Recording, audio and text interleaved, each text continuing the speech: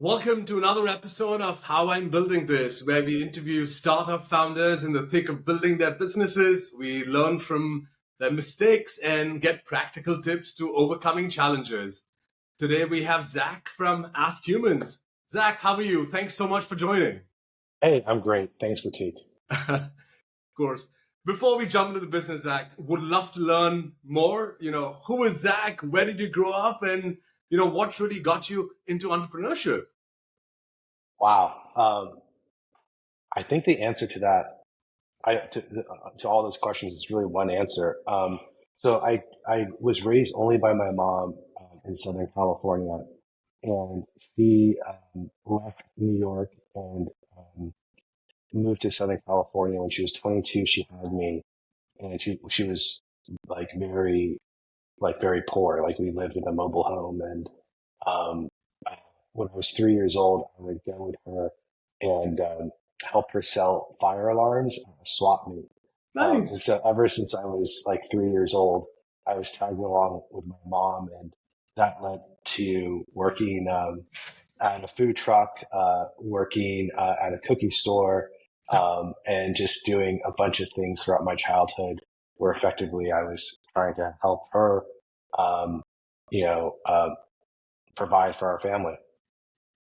That's amazing. So you've been selling since like you were three. Was Yeah. there like a pivotal moment growing up where you were like, you know what, one day I'm gonna do my own thing? Yeah. So when I was 10 years old, my mom had a store called Neil's Cookies on Sunset Boulevard. And Neil's Cookies was a cookie. It was like kind of I don't know if you know Mrs. Fields Cookies, but Neil's Yep, Cookies sure. was like a thing. And Mrs. Fields Cookies had chocolate chips. Our cookies had chocolate chunks. So that Oh, was a young. big differentiator. And so after I was like in fifth grade. And so after school and during the summers, I would work at Neil's Cookies on Sunset.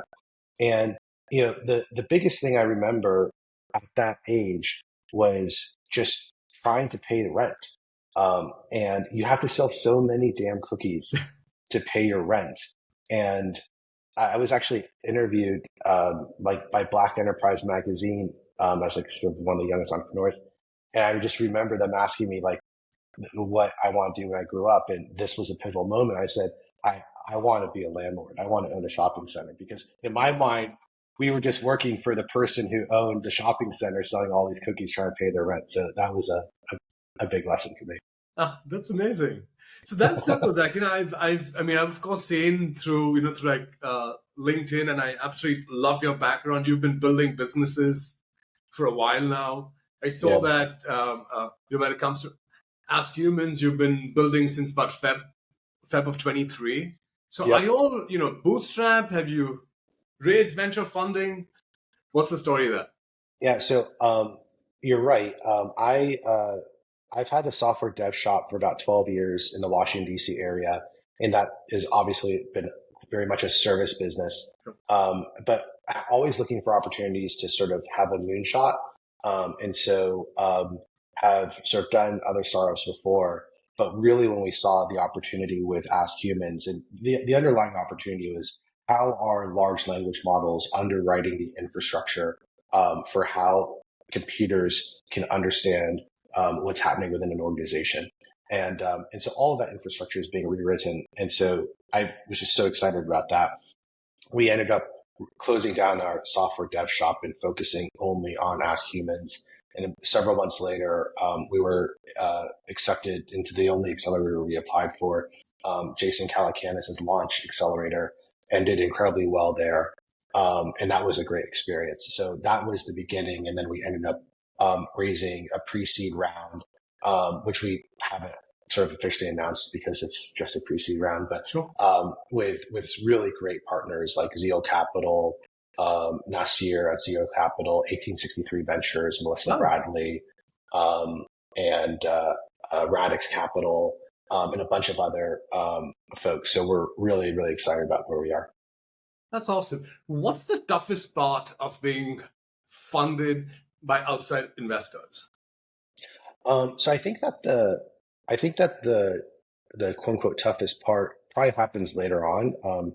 I think that that's sort of the story of like, potentially like, alignment gaps between the founding team and investors probably happens more when you start to scale. In the very early days, everybody's taking a big risk to work together, and a lot of things haven't materialized yet. And so it's really just around sort of collaboration and just sort of talking through. But at the end of the day, generally speaking, pre-seed investors are making a bet on the individual, and they absolutely will give advice. But at the end of the day, that advice is within a universe of a lot of ambiguity, because you only have so much performance, you only have so much product traction. I mean, all of those things are incredibly significant, but they're not necessarily like sort of hard marks in the sand in which really sort of specific and concrete sort of opinions can be made around that. Unlike, let's say, you're a Series B company, and you're doing $30 million a year in revenue, and like there's some really sort of strong signals there. So in terms of like the toughness, I honestly, it's just been really a joy to work with with everybody on our cap table, and it's really like the thing I actually think about least, like the thing I think about most are our clients, not really our investors. That's awesome. You did, of course, allude to the fact that that you did launch with Jason Calacanis, the only accelerator that you applied to. What really prompted you to apply to launch? And now that you look back, what did you gain out of it? Oh, well, I mean, this is kind of like a humble brag, but I actually was like reaching out to their team to show them AskHumans as a way for them to use. So just to take a step back, AskHumans is a platform that helps organizations understand what people think about their products and services by way of asking open-ended questions. And then people just simply talk into their telephone or they talk into a browser page, and whatever they say is recorded, transcribed, and analyzed for sentiment topics and sort of next steps. And so we've worked with a lot of education institutions. And so I was just actually cold calling their accelerator because we've worked with other accelerators where for them to potentially use AskHumans as a way to collect feedback from their from the companies in their accelerator. And they kind of saw what we were doing and they asked us to apply, and so we did. That's awesome. Yeah. And then, sorry, I forget the second question. No, and that's fine. Like, I got carried away. Coming out of the program, now that you look back, what did you get out of it? Are you, was it really more like founder focused? Was it more business focused, or was it just a combination of both? Well, I guess I don't know if I'd make the difference between a founder focus and a business focus or like technical focus. I kind of feel like it's all one and the same at the end of the day. The question really is like, have you defined a problem that you're solving properly? Are you communicating about that problem that you're solving to the people who care about that problem? And are you showing the people that care about that problem something that is seen as a solution to it? Which sort of goes back to like, are you selling a vitamin or a painkiller? Yeah. I think one of the real strengths of Launch is on a weekly basis, you're pitching your company. So other, I mean, most notably YC, they have a demo day, which I think is great, and they sort of compress all that fundraising in a couple of weeks. Which there's a lot of logic to sort of doing that. But I think for me, it gets back to this old adage of, have you ever heard, Prateek, of the person, the teacher with at the ceramic class? Have you ever heard of this sort of like story? No, I haven't. Okay, so imagine there's a teacher at a ceramic class, and she has two classes. She tells one class, "Hey, I want you to make the most perfect ceramic bowl this week. You have 1 week to make an amazing ceramic bowl. It should be symmetrical. It should carry water. It should have a nice color to it, a nice finish. It should be smooth, etc. Make the perfect bowl." And she tells another class, same level of experience, "I want you to make as many ceramic bowls as possible." Like that, like the one who makes the most ceramic bowls in 1 week period is the one who will win. And of course, the first class, she said, the one who makes the best ceramic bowl. At the end of the week, guess what happens? What happens is is that the class that was charged with making the most ceramic bowls ends up also making the best ceramic bowl because they've done it so many times and they've had they have a feedback loop and they're iterating. Whereas the class that sort of tried to make the best one ceramic bowl, it's not as good as the one that had volume. And so I think that that's similar to launch. So instead of sort of compressing everything into, a couple weeks or one day, every single week you're pitching. So kind of like every single week you're making a bowl. And because you're pitching to actual VCs and actual investors, you are learning a lot every single week, and you're tweaking your pitch and how you talk about your company. As a result of that, doing that for 2.5 months, the nervousness you have in the beginning, the flubs that you have, middle into the program, that middle storyline that you try to have greater resonance, and then you sort of learn, okay, like this is working, this is not working. I'm going to keep what's working. I'm going to try something new. Okay, that didn't work. I'll try something else that does work. I'll compare those two things, and like here's how I'm not talking about my company. And so in that vein, this idea of like consistently talking about your company to third parties through a vehicle like Launch was really, really helpful. That's amazing. Wow. That said, though, is Launch what sort of got you connected with these investors that ended up investing with you, or did you already know those folks before? Yeah, I mean, I think that most of our investors came through folks I met at Launch. Again, I kind of preference that. I haven't really been looking for investors. And I sort of let that program do what it ought to, which is like, if I just focus on the product and focus on customers, then being a part of Accelerator basically allows for what I'm doing to receive attention. Sure. And so I don't need, that's why you join an accelerator. You join so that, you are part of a group that's basically, representing that here are some great startups to look at. And that takes, that reduces the burden on every founder sort of collectively. And, you should really just be focused mostly on the fundamentals, not the introductions. You'll get the introduction. You want to focus on what you'll be able to say once you start talking about the company. And so, so most of our folks came as a result of Launch. We've had some inbound stuff, and then also just actually being in Washington, D.C., I think it's a really great environment to build a company. That's awesome. Well, yeah. Zach, I'd love to get your take on hiring at the stage that you're at. What do you look for in your early hires? Well, what do you think are the current challenges that startups see when they're hiring, Prateek? What's your view on that?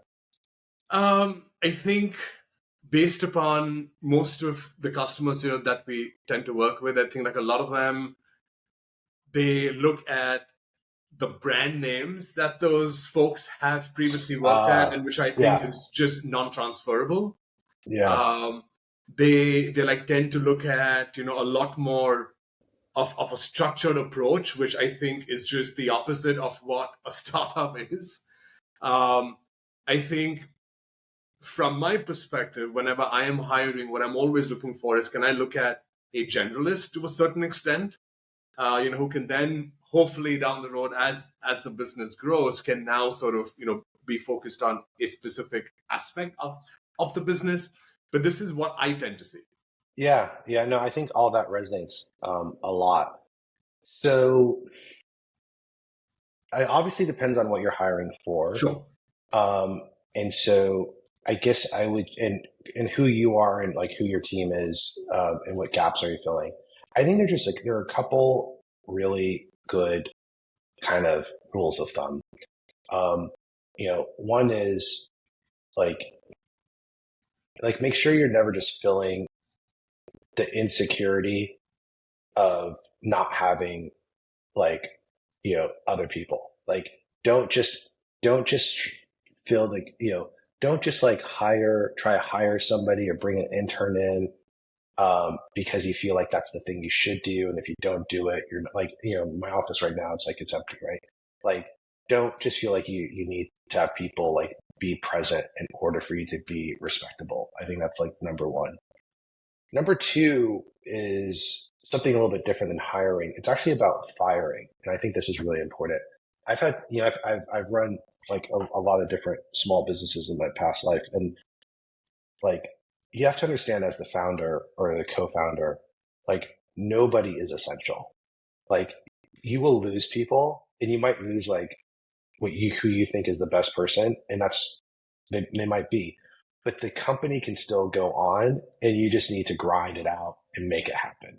So I think that's number two. Like you never want to be hostage to um, expectations of like, oh my gosh, if I lose somebody, like I'll be debilitated. And I'm sure there'll be people who are listening to this your podcast, and they will or they have recently gone through a co-founder breakup or a partner breakup or a key hire leaving or whatever. And I will just say nothing will ever end a company except your decision to stop that company. So that's kind of like number two.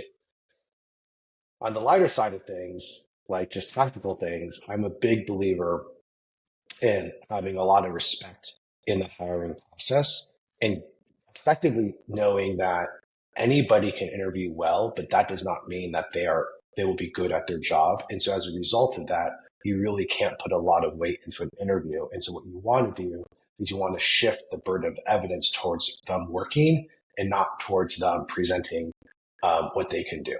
So what you do then is you look at contracts and consultation. So if you are looking for a designer, you don't bring them on full time. You say, hey, let's do a 30-hour contract at $50 an hour, and help me do X, Y, and Z, and then see how that goes. And then be very clear, like if this is a contract to ascertain performance and also to do something that's valuable. Never ask people to do work for free. That's just ridiculous.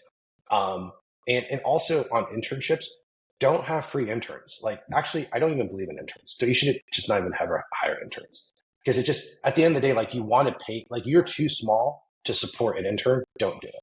Right. So like hire, look for remote first, look for people who are intellectually curious, look for people who show up and treat them really, really well and pay them to try out.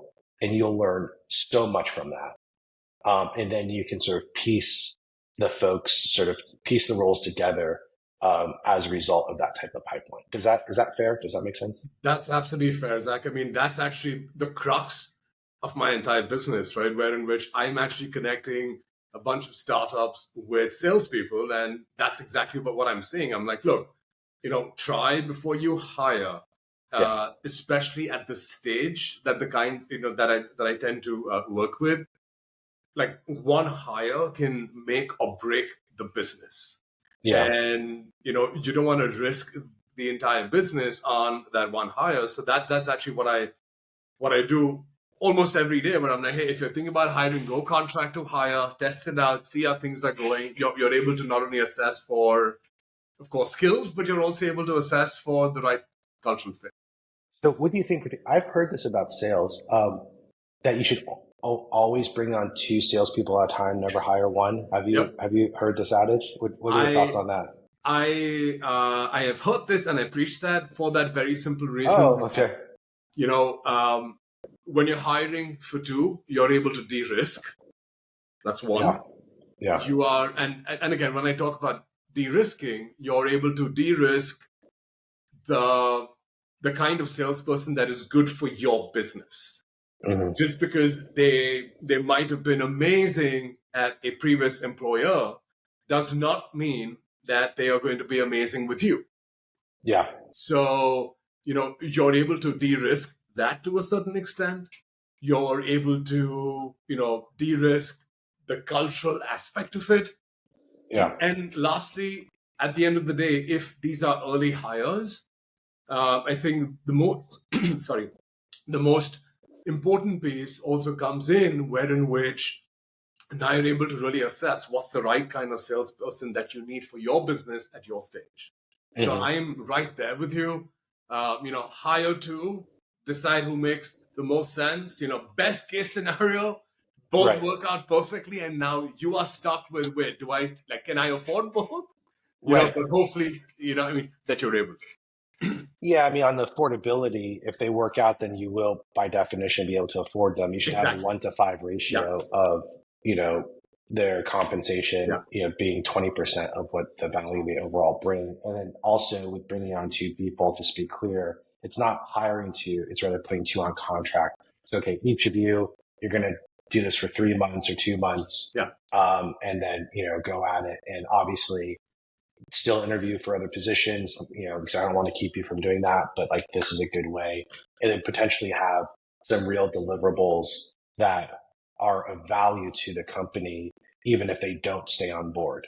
So maybe it might be like, hey, help us sort of tell our story better by creating 3 different marketing packages or sales decks for these 3 different, ICPs. Yeah. And then also, help us with, cold call, this list, and then do those meetings and and I'll do them with you or whatever. But at least if those cold calls don't work out, at least you've got someone who worked on those sales decks. Yeah, absolutely. Absolutely. And then with those cold calls, you're also able to sort of test out what that story is. What's that script that's actually resonating.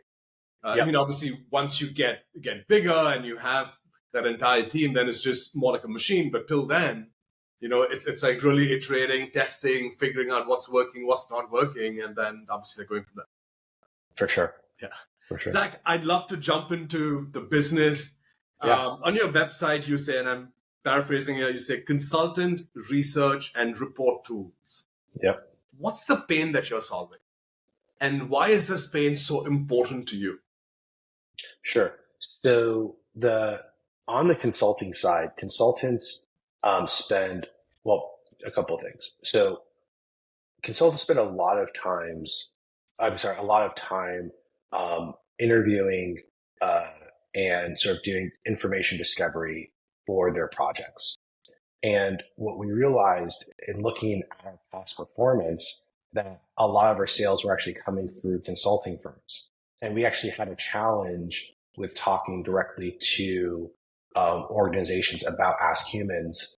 And so what we kind of figured out is like, oh, the consulting firms value the tool that we're using, and their clients value the advice that the consultants are bringing to the table. And so consultants sort of become like a channel for us or a super spreader. And so that was kind of an unlocked sort of focus on consultants instead of sort of end clients at the stage that we're in. Again, I think it's really important to think about, often if you're thinking about anything from, learning how to skateboard to building a business, you often reason through analogy and an example. And, so what we usually do is like, we kind of like, okay, like, oh, this is what Uber is doing, or this is what Salesforce is doing. And so therefore I should do this.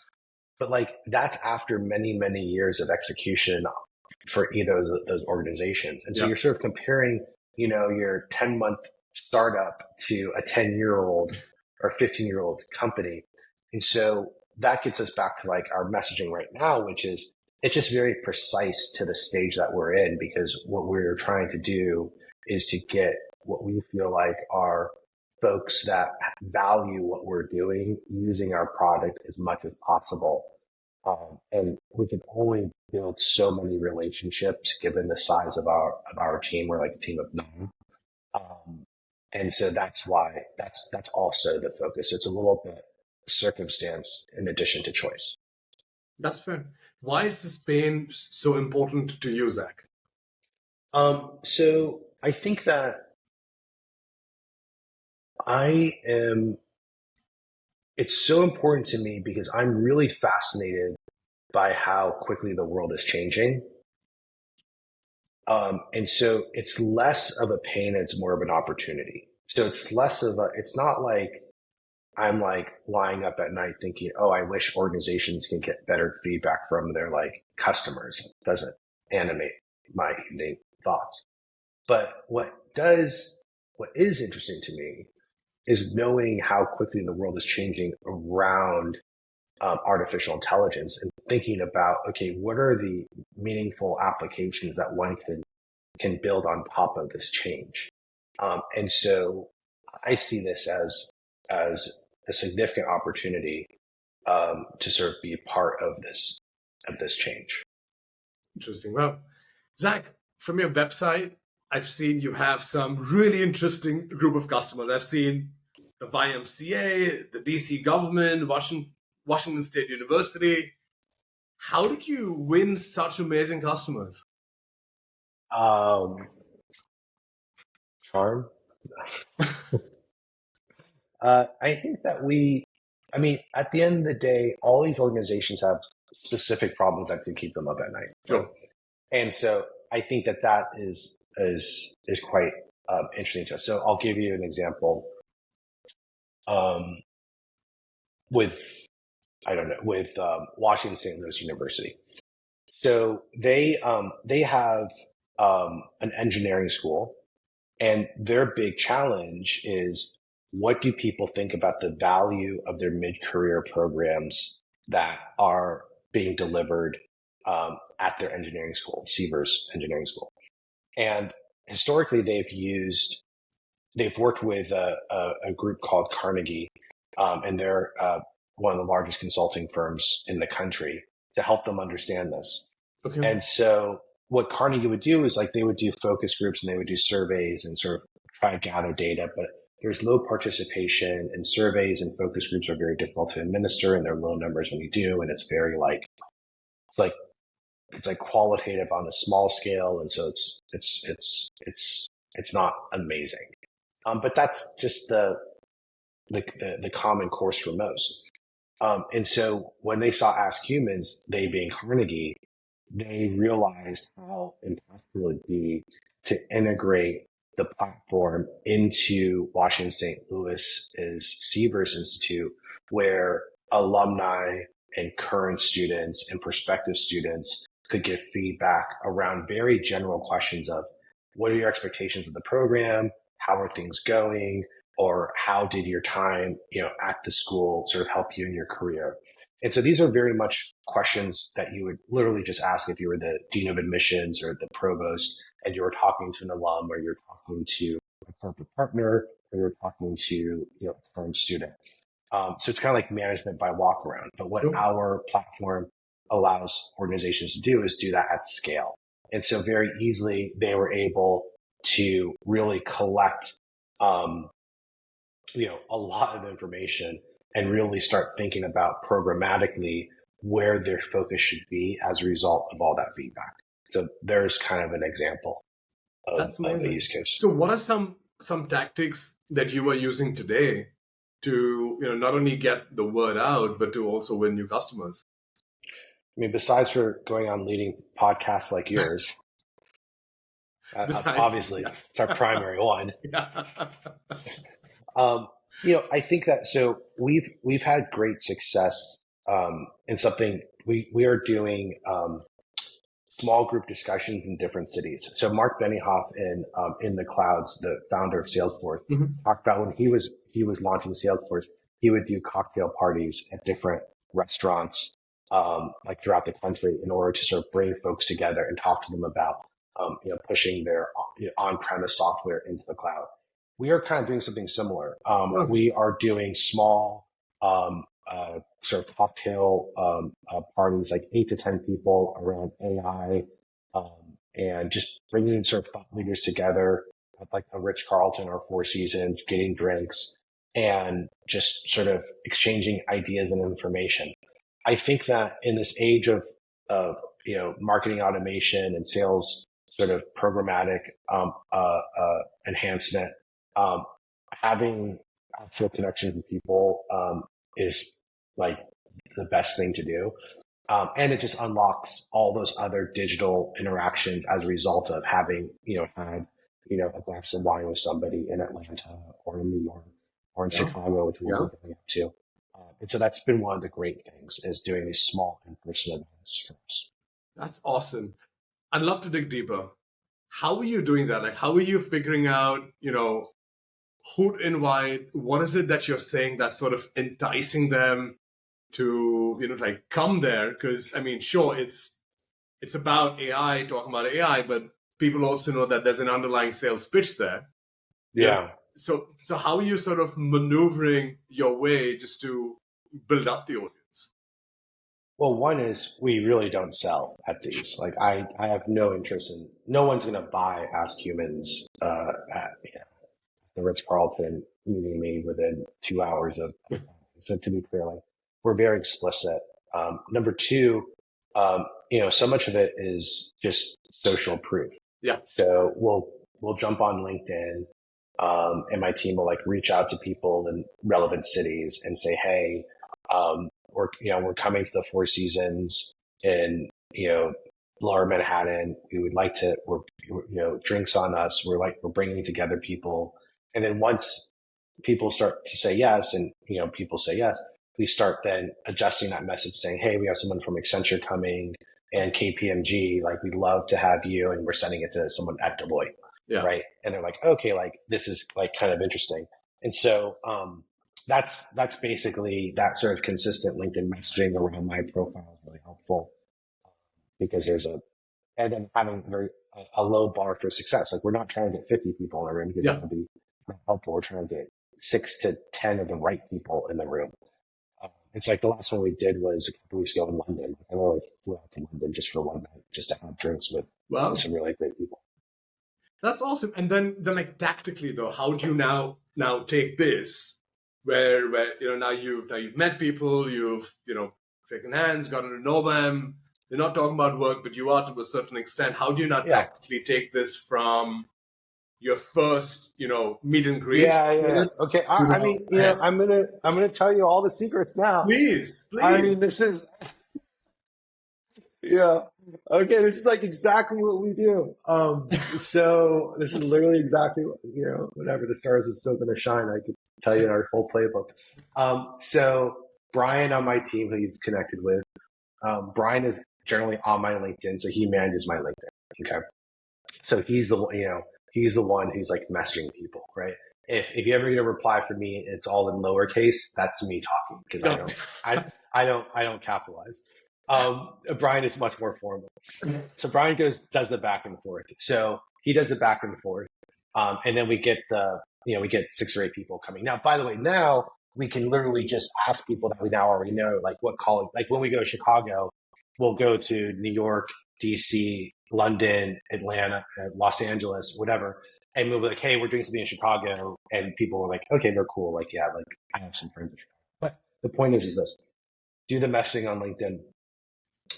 People say yes, they want to attend. We set up a Luma invite, lu.ma for them to see where it is. Pick a very, very nice place. Always never do a bar, never do the corner of a bar. We did that a couple times, but even though we had the corner of the bar, it was a little too loud. Get the private dining room. I had a huge argument with one of the hotels in London. They wanted to charge us a rental fee plus a minimum. I was like, if I'm doing a minimum, I don't want a rental fee. Yeah. So make sure you don't do the rental fee. Just do the minimum. It's generally around $1,000, $2,000, much less in the conference. And then have the people in, order all the appetizers, and then everybody gets a couple drinks, and then you just talk, right? And you just say, listen, hey, not here to talk about Ask Humans, really here about sort of learn from one another what everybody's doing. And then, the day before or 2 days before that, what I do is I'll record a Loom video for each person, walking them through Ask Humans. And so, like, Prateek, if you're coming, the Loom video would effectively be something like, hey, Prateek, looking forward to seeing you in Chicago next Tuesday. What I want to do is record this Zoom video about Ask Humans, just so that you have context of what we do, and we don't need to talk about Ask Humans when we get together in person. Because what I'm trying to say to you is like, I'm already giving you information about our company because I don't want to talk about our company. I want to talk about you. Yeah. Like when I get together, and like that's really, really helpful. And then after that, you sort of do the event and you stay in contact with people, and then you just have follow-up conversations. That's amazing. That's so interesting. So are you not doing the typical, outbound call, email, LinkedIn, voice notes, phone call, all of that good stuff? Yeah, I mean, we've tried that. Yeah. And again, very much it's all about scale. Like, are you going from 5 to 20 customers, or 0 to 5, or 20 to Yeah. 200 customers? I mean, at the end of the day, like you definitely need to build infrastructure. Um, I had an SDR for 2 or 3 months. She was based in Mexico City. I think we paid her like $2,400 a month to do calling every single day. We built lists in Seamless.ai and Apollo for her to call on. We sort of connected that with Pipedrive in order for her to put opportunities into that. And it just didn't go anywhere. At the end of the day, it's like, I think it's really about relationship selling. Like, I literally just earlier than this was at one of our clients is the Washington Convention Center. And so I was over there, and there's a career fest going on over there. And I just was walking around without, I don't have a badge or anything. And I ended up getting talking to 4 different organizations. They're like, oh, we would love to sort of talk to you about AskHumans. I mean, at the end of the day, it's just relationships. And you should be able, if you're worth your salt, you should be able to sell what you're doing to at least 1 out of every 5 people you meet. Yeah, I see that. That's awesome. What about the inbound side of it? Like, are you all building on your inbound machine? Are you guys doing a lot of content? Like, what is that looking like from your perspective? We're rewriting our application right now, and we're rebranding also. So everything should be new in about 6 weeks. With that will be the inbound mechanisms too. Really sort of talking more about what we're doing. One of the best inbounds for us so far has been when I've talked at different conferences. So I talked at Imagine AI in Las Vegas earlier this year. I talked at a conference in Antigua. I've done a couple other sort of smaller conversations, and that's been great. So to the extent that you can be a founder and be at conferences and sort of talking about your view of the world, I think that's so far been really significant for us. And then we'll start layering in case studies and press releases on clients. I think that for me, I've just been focused on product and sales and not marketing. Got it. And so now there'll be a general switch into more of a marketing mechanism going into this fall, as a result of this sort of redoing. Yeah, that's fair. Zach, as founders, we make mistakes almost every day.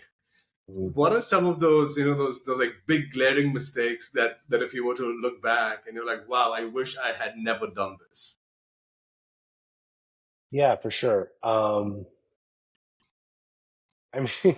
mean, I don't know. When I was you mean particular to AskHumans, or just yeah? I guess maybe to say particular to AskHumans. I am not sure yet because things are going really, really well. So it's not oh, things went poorly, and so maybe I made I did the wrong thing. But I do think though that I think that I think that a certain level of self-reflection is really important. Yeah. So one of the things that we do as a team is we do basically bi-weekly retrospectives. So every 2 weeks, we get together and we just basically ask 2 questions of ourselves, the entire team, what's gone well for you the last 2 weeks, and how can you be better supported in the next 2 weeks? And everybody has to answer that question. And I'm a huge believer in these retrospectives, although frankly, when the team listens to this, they're like, well, we haven't done a retrospective in a month. And I know we haven't because we've been running crazy. But generally speaking, it's something that's really, really core to what we're doing. And I think just this idea of being able to have a space for the team to talk about how things can be better is really, really important. And it basically, it resolves the tension of throughout a working week or throughout a month, you doing something like, oh man, like I really wish, I'll give you an example. Like this is a long time ago and different with my software dev shop, but it still came up in one of these retrospectives. One of my devs was like, hey, I know you pull me into a lot of client meetings. And I'm like, yeah, I do, because it's like helpful for the client to see one of our developers. Yeah. And he's like, but like when you pull me in, like I have a bunch of context switching I have to do, and I'm just not as like effective for the next hour or two. And I was like, oh, Steven, like I'm sorry, like we won't do that anymore, so you can focus on what matters. It's like there's a good example, and like Sure. he knew like the week before I brought him into, let's say, 2 meetings, and he did them knowing that in the following week there will be a retrospective. He could talk to me about, hey, like space and time, like just so you know, there's a lot of context switching here, and we can have a discussion about it, and we ended up changing our ways. So I think that having a structured environment for really helpful feedback that is almost mandated is really, really important for teams. And that's a way that reduces regret, generally speaking. I see that. Wow, that's so interesting. So like, I mean, are you guys doing this like religiously every 2 weeks? Because that just it just sounds so great, and that's one of the things that I'm 100% going to copy and paste. But yeah, is it? I mean, how long does it take? Is it just like a quick 30 minutes meeting where like everyone's like talking? It's about an hour and a half. Oh wow! Okay. Yeah, it's an hour. I mean, it's definitely a significant commitment. I see that. Yeah. And basically, trying to think of an example.